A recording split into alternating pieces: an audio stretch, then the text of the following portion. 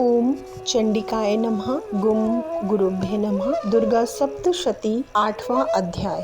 रक्त बीज का वध। ध्यान। मैं अणिमा आदि सिद्धिमयी किरणों से आवृत भवानी का ध्यान करती हूँ, जिनके शरीर का रंग लाल है, नेत्रों में करुणा लहरा रही है तथा हाथों में पाश, अंकुश, बाण और धनुष शोभा पाते हैं। ऋषि कहते हैं, चंड और मुंड नामक दैत्यों के मारे जाने तथा बहुत सी सेना का संहार हो जाने पर दैत्यों के राजा प्रतापी शुंभ के मन में बड़े क्रोध हुआ और उसने दैत्यों की संपूर्ण सेना को युद्ध के लिए कूच करने की आज्ञा दी। वह बोला, आज उदायुद्ध नाम के 86 दैत्य सेनापति अपनी सेनाओं के साथ युद्ध के लिए प्रस्थान करें। कंबू नाम वाले दैत्यों के 84 सेना नायक अपनी वाहिनी से घिरे हुए यात्रा करें। 50 कोटि वीर कुल के और 100 धूम्र कुल के असुर सेनापति मेरी आज्ञा से सेना सहित कूच करें। कालक, धौर्य, मौर्य तथा काल के असुर भी युद्ध के लिए तैयार हो मेरी आज्ञा से तुरंत प्रस्थान करें। भयानक शासन करने वाला असुर राज शुंभ इस प्रकार आज्ञा दे सहस्त्रों बड़ी बड़ी सेनाओं के साथ युद्ध के लिए प्रस्थित हुआ। उसकी अत्यंत भयंकर सेना आती देख चंडिका ने अपने धनुष की टंकार से पृथ्वी और आकाश के बीच का भाग गुंजा दिया। राजन तदांतर देवी के सिंह ने भी बड़े जोर जोर से दहाड़ना आरंभ कर दिया। फिर अंबिका ने घंटे के शब्द से उस ध्वनि को और भी बढ़ा दिया। धनुष की टंकार, सिंह की दहाड़ और घंटे की ध्वनि से संपूर्ण दिशाएं गूंज उठी। उस भयंकर शब्द से काली ने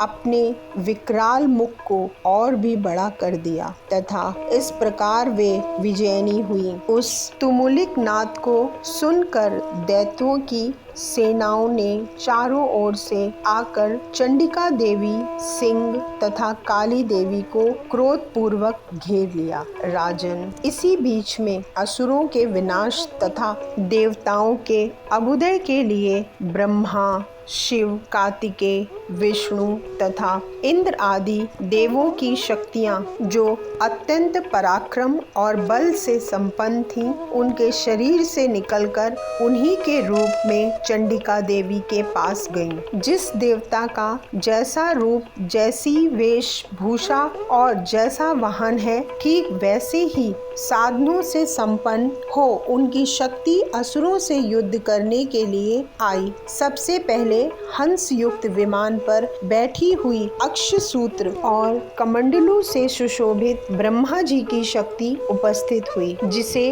ब्रह्माणी कहते हैं। महादेव जी की शक्ति वृषभ पर आरूढ़ हो, हाथों में श्रेष्ठ त्रिशूल धारण किए, महानाग का कंकड़ पहने, मस्तक में चंद्ररेखा से विभूषित हो वहां उपस्थित हुई। कार्तिकेय जी की शक्ति स्वरूपा जगदम्बिका का उन्हीं का रूप धारण किए श्रेष्ठ मयूर पर आरूढ़ हो हाथ में शक्ति लिए दैत्यों से युद्ध करने के लिए आईं। इसी प्रकार भगवान विष्णु की शक्ति गरुड़ पर विराजमान हो शंख, चक्र, गदा, शारंग, धनुष तथा खड्ग हाथ में लिए वहां आईं। अनुपम यज्ञ वाराह का रूप धारण करने वाले श्री हरि की जो शक्ति है, वह भी वाराह शरीर धारण करके वहां उपस्थित हुई। नरसिंह शक्ति भी नरसिंह के समान शरीर धारण करके वहां आई। उनकी गर्दन के बालों के झटके से आकाश के तारे बिखरे पड़े थे। इसी प्रकार इंद्र की शक्ति वज्र हाथ में लिए गजराज ऐरावत पर बैठकर आई। उसके भी सहस्त्र नेत्र थे। इंद्र का जैसा रूप है वैसा ही उसका भी था। तदंतर उन देव शक्तियों से घिरे हुए महादेव जी ने चंडिका से कहा, मेरी प्रसन्नता के लिए तुम शीघ्र ही इन असुरों का संहार करो। तब देवी के शरीर से अत्यंत भयानक और परम उग्र चंडिका शक्ति प्रकट हुई, जो सैकड़ों गीदड़ियों की भांति आवाज करने वाली थी। उस अपराजिता देवी ने धूमिल जटा वाले महादेव जी से कहा, भगवान, आप शुंभ निशुंभ के पास दूत बनकर जाइए और उन अत्यंत गर्वीले दानव शुंभ एवं निशुंभ दोनों से कहिए, साथ ही उनके अतिरिक्त भी जो दानव युद्ध के लिए वहां उपस्थित हो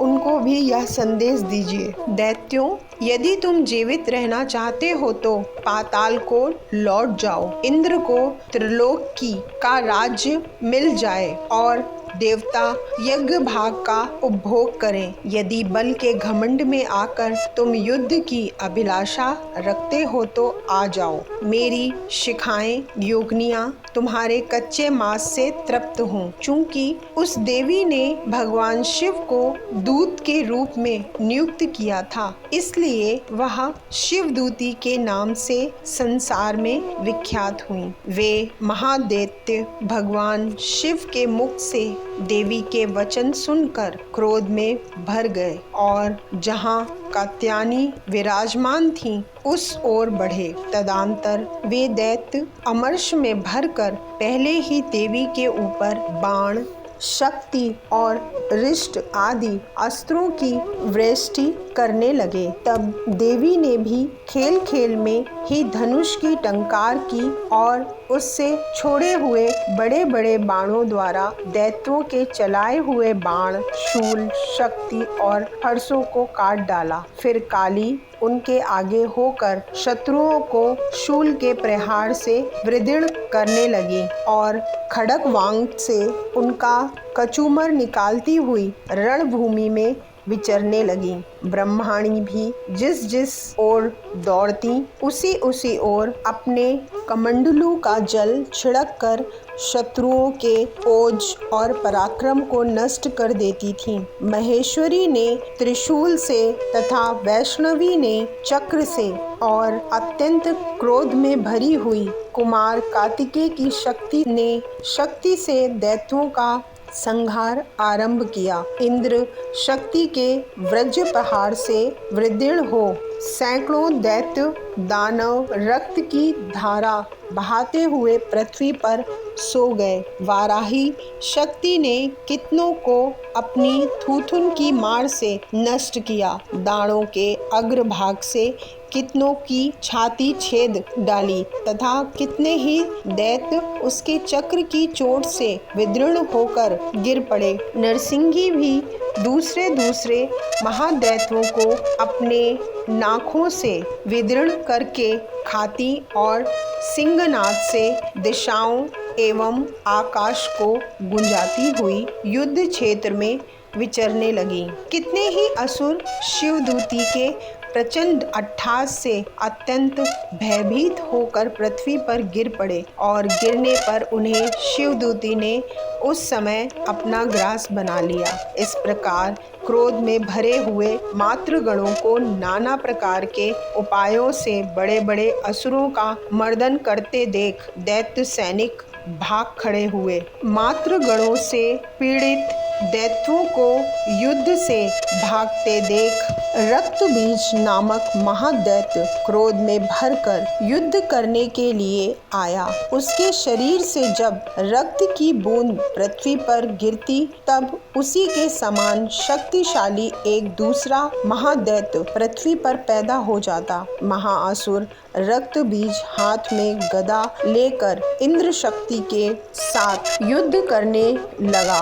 तब इंद्री ने अपने वज्र से रक्तबीज को मारा। वज्र से घायल होने पर उसके शरीर से बहुत सा रक्त चूने लगा और उसे उसी के समान रूप तथा पराक्रम वाले योद्धा उत्पन्न होने लगे। उसके शरीर से रक्त की जितनी बूंदें गिरती उतने ही पुरुष उत्पन्न हो गए। वे सब रक्त बीज के समान ही वीर्यवान, बलवान तथा पराक्रमी थे। वे रक्त से उत्पन्न होने वाले पुरुष भी अत्यंत भयंकर अस्त्र शस्त्र का प्रहार करते हुए वहां मातृगणों के साथ घोर युद्ध करने लगे। पुनः वज्र के प्रहार से जब उसका मस्तक घायल हुआ तब रक्त बहने लगा और उससे हजारों पुरुष उत्पन्न हो गए। वैष्णवी ने युद्ध में रक्त बीज पर चक्र का प्रहार किया तथा ऐन्द्री ने उस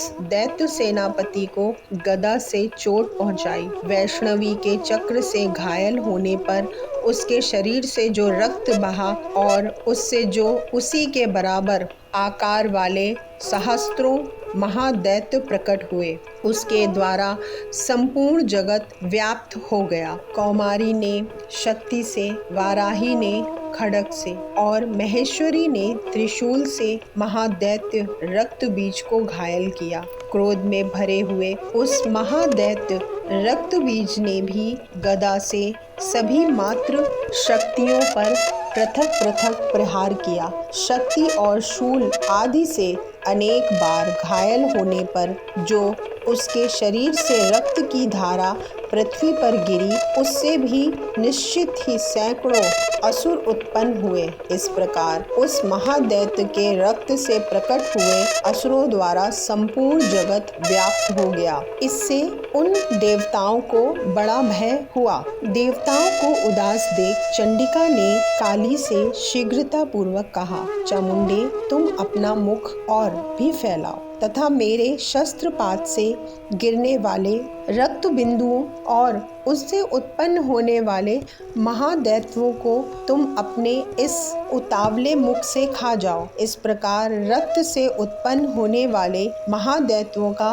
भक्षण करती हुई तुम रण में विचरती रहो। ऐसा करने से उस दैत्य का सारा रक्त क्षीण हो जाने पर वह स्वयं भी नष्ट हो जाएगा। उन भयंकर दैत्यों को जब तुम खा जाओगी तब दूसरे नए दैत्य उत्पन्न नहीं हो सकेंगे। काली से यूं कहकर चंडिका देवी ने शूल से रक्त बीज को मारा और काली ने अपने मुख में उसका रक्त ले लिया। तब उसने वहां चंडिका पर गदा से प्रहार किया, किंतु उस गदापात ने देवी को तनिक भी वेदना नहीं पहुंचाई। रक्त बीज के घायल शरीर से बहुत सा रक्त गिरा, किंतु जो ही वह गिरा त्यों ही चंडिका ने उसे अपने मुख में ले लिया। रक्त गिरने से काली के मुख में जो महादैत्य उत्पन्न हुए उन्हें भी वह चट कर गईं और उनने रक्त बीज का